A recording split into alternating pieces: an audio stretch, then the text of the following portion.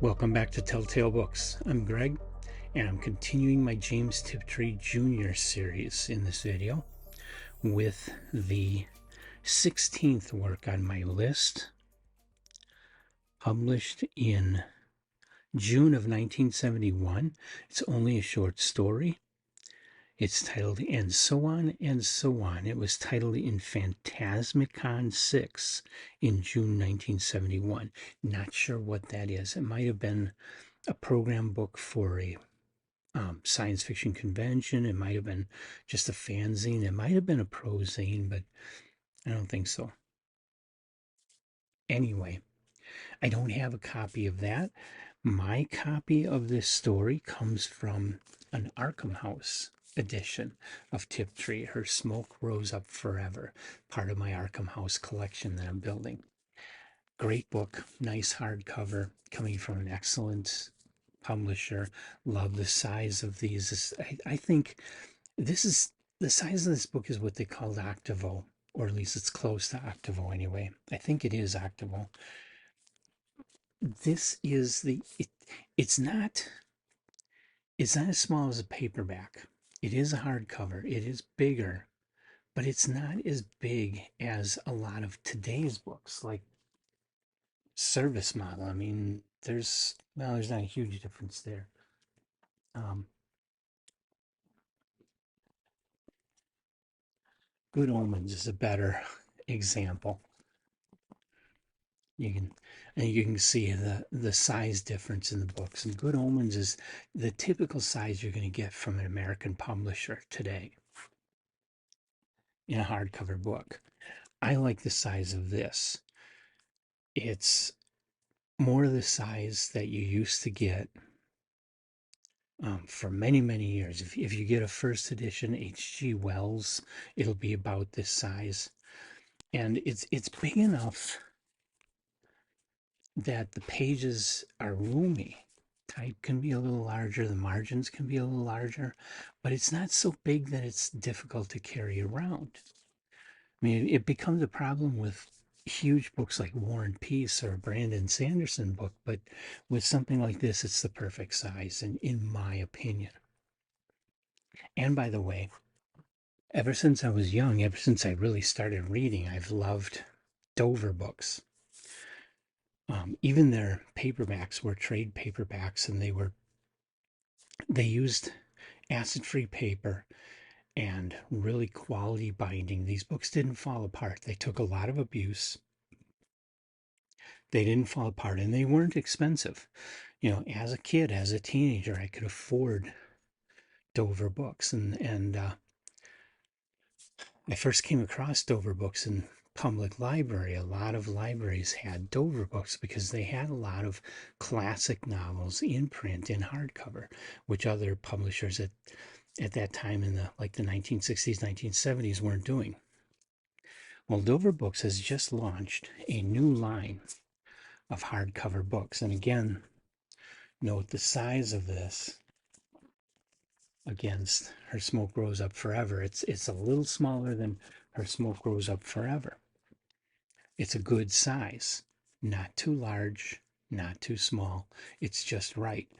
And I believe this is made with the same usual quality of all Dover books. I haven't heard if it's acid-free paper or stuff like that anymore.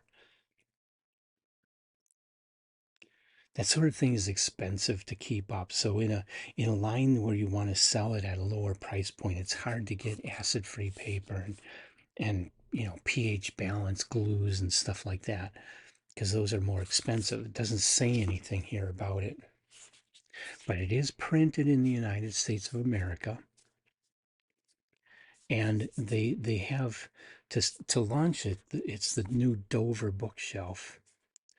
They all have a similar kind of graphic treatment to the cover, but each treatment is specific imagery related to the stories. In this case, Call of the Wild and White Fang by Jack London. I did not have copies of these books, so I thought this is a perfect opportunity, and I want to see how good these books are. And they look to be the usual Dover quality. I like it. Some nice end papers, I like this book. And they have a whole line of these 8 or 12 to start with. I forget how many total, but popular classics of the Dracula and Frankenstein and stuff like, and Call of the Wild, things like that.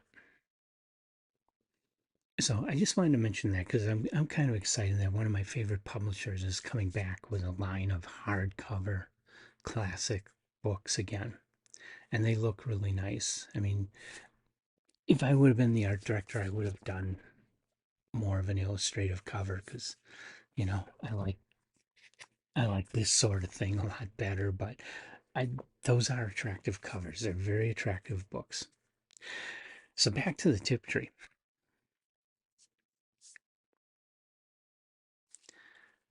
And so on and so on. It's just a short story.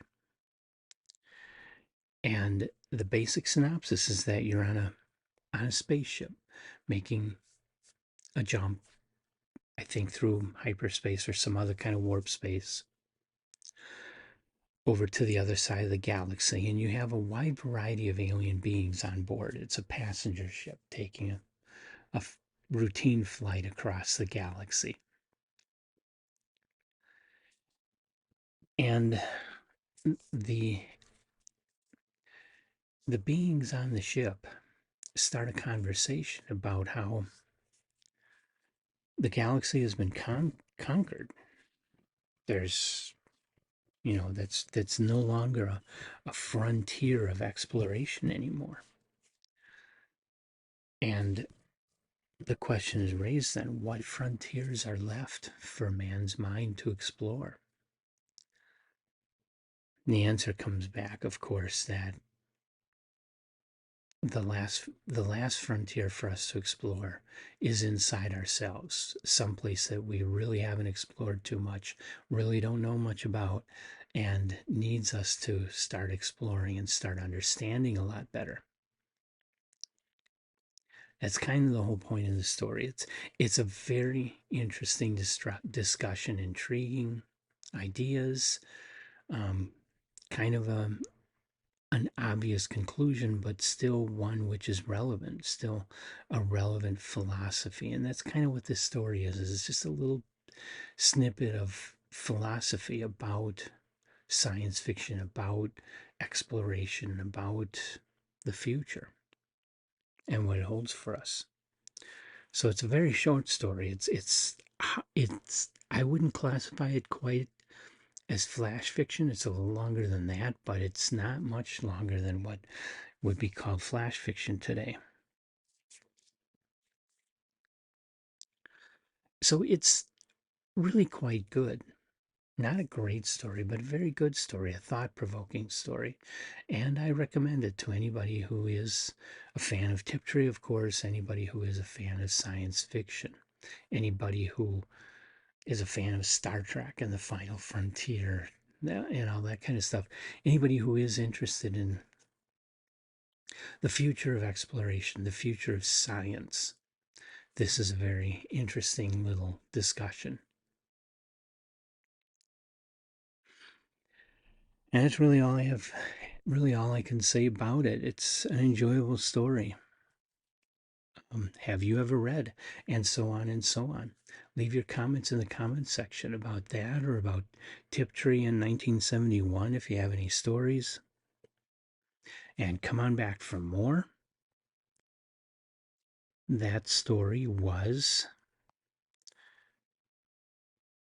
the 16th story in my list of Tiptree's works. The next one is The Peacefulness of Vivian. Never read that one. Be interesting. So I'm looking forward to it. I hope you are also. And come back for all the other stories and authors that we talk about here on Telltale Books.